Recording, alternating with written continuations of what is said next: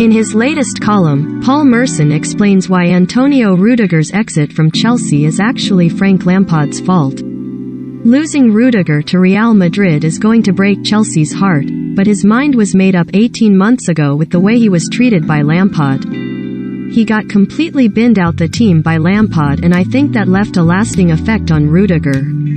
That's when he decided that he's not signing anew. Chelsea's Antonio Rudiger is leaving the club this summer. Years ago, if Real Madrid and Barcelona came calling, then you went. I don't see that anymore.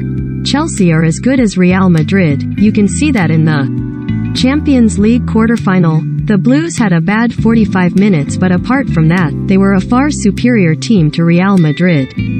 Transfer Center Live. Get Sky Sports. Download the Sky Sports app. Now Chelsea are letting a £70 meters to 80 meters defender go on a free transfer, and they're going to bring someone in for £70 million who will be nowhere as good as Rudiger.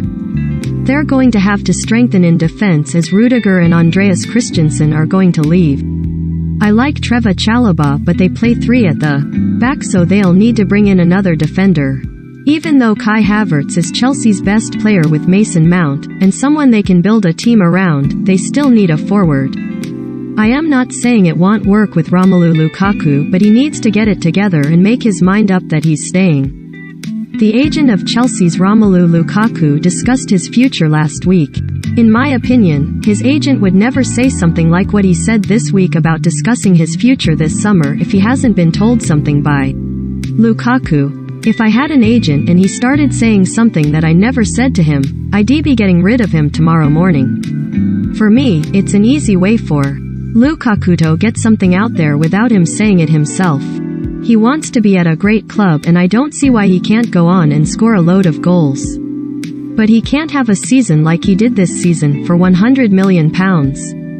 Liverpool's season has been mind-blowing. Manchester City's result at West Ham was a massive point. Now they have to beat Aston Villa at home on the last day of the season, and you would take that 1,000,000 times out of 1,000,000. All you have to ask for at the end of the title race is for it to be in your hands and you're at home. West Ham hold Man City to a point. Match report. That point was huge in the end, absolutely huge. For me, Manchester City win the Premier League.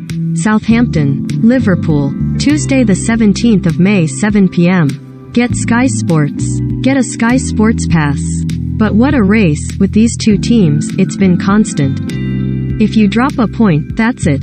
Liverpool dropped a point against Tottenham, and that was good night, even with 3 games to go. That Tottenham game was always going to be the banana skin. They did the double over City after all. I don't know what else Liverpool could have done. They've won 2 finals, they're in another final, and they're going to take the Premier League season to the final game. The hardest thing in the world is trying to win the league. It's 38 games over 9 months. But to win 2 cup competitions, be in the title race until the final week of the season, and also be in the ultimate European final, there's no better feat. Liverpool manager Jurgen Klopp, right, and James Milner. To do what they've done in the league over 9 months in all competitions is just mind-blowing, and they haven't got the biggest squad. No disrespect, but you're bringing on James Milner in the FA Cup final. He's 37, it's not like bringing Ilkay Gundogan, Bernardo Silva or Riyad Mahrez on. The gulf between the two squads is scary, so for Liverpool to do what they've done is even more unbelievable. Leeds to stay up, Burnley to go down. If I had to pick which camp I'd rather be in out of the relegation candidates, I'd be Leeds because of that point against Brighton, one that I think will keep them up. I was covering their game on Sunday, and Pascal Struijk's late equalizer was a massive goal for them. They were out of it in the first half in Brighton. We're a much better team. On Thursday, Burnley go to Aston Villa, who are playing their last home game of the season. You've got to give the fans optimism on the last home game, so Villa will be the biggest triers in the world on Thursday night.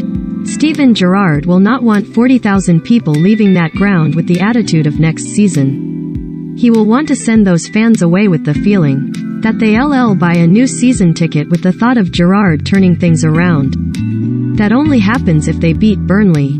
I don't expect Burnley to get anything at Aston Villa, so it will be completely out of their hands with one game to go, which is not where you want to be.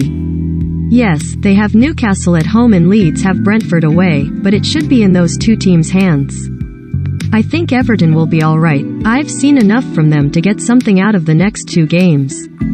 They have to get something out of Crystal Palace at home, and I can see that happening. Even then, you'd have to ask Burnley and Leeds to win their football matches, which is a big ask, especially on the last day of the Phillips and Rice could face difficult choices. If Leeds do end up going down, it'll be a hard summer for Calvin Phillips. There will be a big conversation with Gareth Southgate, if I am honest. He will go to Gareth and ask, do I need to be playing in the Premier League to make the World Cup squad? And I think that will be a big part of it. I don't think Phillips is too good for Aston Villa, who have been linked with him recently. It's a massive football club, and he would be playing under one of the greatest English footballers of our generation in Gerrard. So Villa would be an unbelievable move for him. Calvin Phillips could leave Leeds should they get relegated.